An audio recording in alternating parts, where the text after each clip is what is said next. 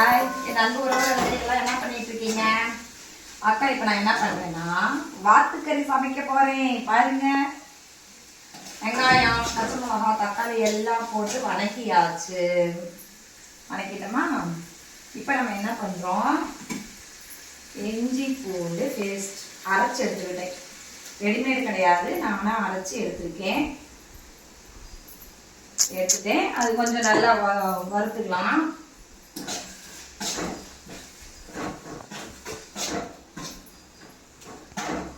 நல்லா வணங்கட்டும். என்ன பண்ணோம், இந்த வாத்துக்கறி நல்லா கழுவிக்கிறேன். நான் நிறையவே சொல்லுவாங்க இதெல்லாம் கழுவக்கூடாது அப்படின்னு சொல்லுவாங்க. எனக்கு ஒவ்வொரு அதனால கழுவிட்டு இருக்கேன். ஃபர்ஸ்டே 2 தடவை கழுவியாச்சு, 3ஆவது தடவை. சூப்பரா இருக்கும் உறவுகளே. இது அவ்வளோ ஒரு டேஸ்ட் இந்த வாத்துக்கறி, எனக்கு ரொம்ப பிடிக்கும். இப்ப நான் என்ன பண்ண போறேன்னா,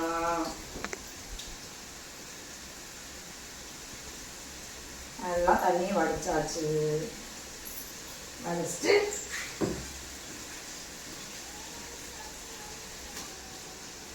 கறியில இருந்து உள்ள போட்டு நல்லா வறுப்போம்.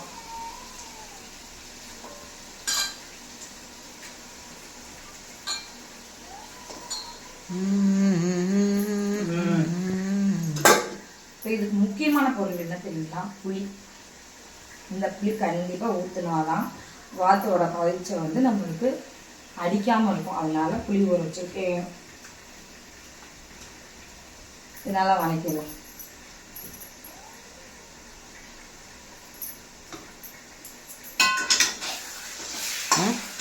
வாத்துக்கறி நான் வணக்கிட்டு அப்புறம் இதுக்கு என்னென்ன மசாலா போடுவேன்னு கேட்குறீங்க. இதுக்கு என்ன போடுவேன்னா, இதுக்குன்னு ஒரு வறுவல் பொடி இருக்கு. அது மஞ்சத்தூள், உப்பு எல்லாமே போட்டு ஃப்ரை பண்ண வேலை முடிஞ்சு போச்சு. இப்படி புளிக்குழம்பு மாதிரி வேற லெவல் டேஸ்ட் வைக்க போறேன். நம்ம என்ன செய்யணும், வறுவல் நல்லா பட்டுன்னு இந்த பொடி தான். மஞ்சத்தூள் எடுத்து வந்துடுறேன்.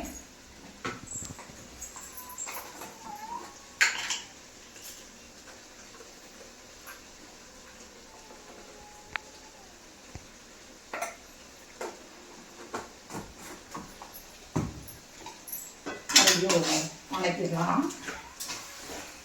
இதில் ஆல்ரெடி தண்ணி லைட்டாக வந்துட்டு தான் இருக்கும். கொஞ்ச நேரம் அப்படியே மூடி வச்சிடலாம்.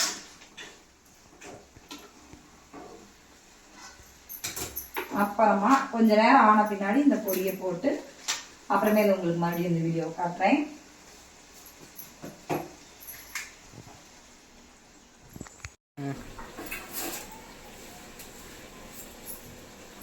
தங்கப்பில் இங்கே காட்டுங்க, இங்கே காட்டுவா. பார்த்தீங்களா, தண்ணி நான் சொன்ன மாதிரியே தண்ணி வருதா?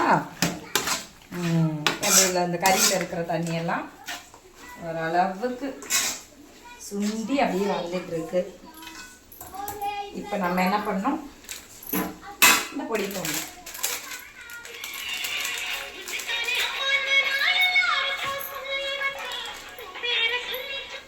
பாப்பா சொல்லுவாப்பா.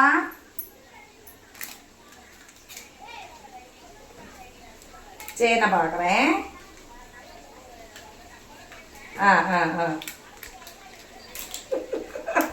சரி பாப்பா, நான் போய் பார்க்குறேன். Okay okay.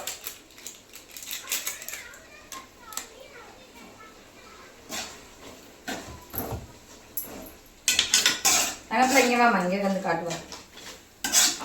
பார்த்தீங்களா, நீங்கள் எதிர்பார்த்த அளவுக்கு அக்கா சமைச்சிருக்கலான்னு தெரில. பாருங்க, கலர்ஃபுல்லாக சூப்பராக இருக்கா. எவ்வளோதான். இன்னும் கொஞ்ச நேரம் இது வேகணும். இப்பயெல்லாம் வெந்திருக்காது. இன்னும் கொஞ்ச நேரம் வெந்த பின்னாடி கடைசியாக தான் புளி ஊற்றி ஒரு 10 நிமிஷம் கழிச்சு இறக்கி வச்சோம்னா வேற லெவல் வாத்துக்கறி குழம்பு ரெடி ஆகிடும். சாப்பிடுவோம்.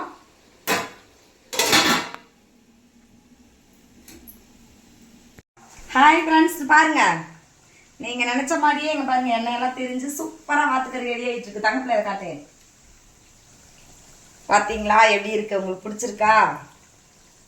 இப்போ அடுத்ததான் நம்ம என்ன பண்ணணும், புளி ஊற்றணும்.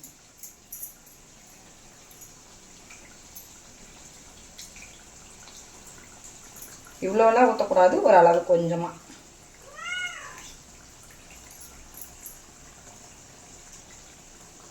போதும்.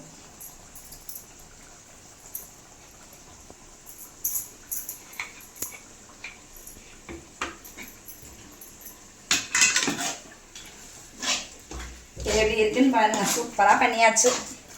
மாமா வேலைக்கு போயிருக்காரு, அவர் வர்றதுக்குள்ள எல்லாம் ரெடி பண்ணி சாப்பாடு வச்சாச்சு. மதியானமாக வந்த உடனே வேற லெவலில் சாப்பிடலாம். ஒட்டுக்கறி குழம்பு. இது குழம்புலாம் கிடையாது, கிரேவி. கிரேவி மாதிரி தாங்க வச்சுருக்கேன். சரிங்களா? இங்கே பாருங்க எப்படி இருக்கு. சும்மா வேற லெவல் டேஸ்ட்டுங்க. டேஸ்ட் பார்த்துட்டுங்களா?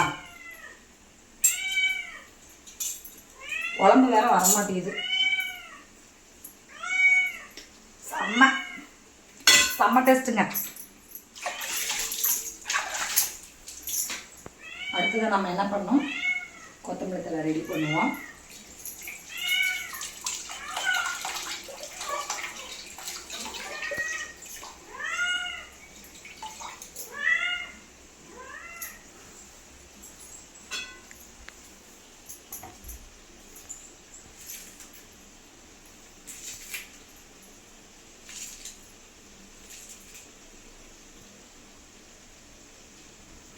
இங்கே காட்டுத்தாங்க கொஞ்சம் பாருங்க. வேறு லெவல் பண்ணியாச்சு.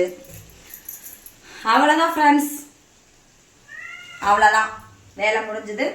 மதியானமாக மாமா சாப்பிட்டு என்ன சொல்கிறாருன்னு பார்க்கலாம்.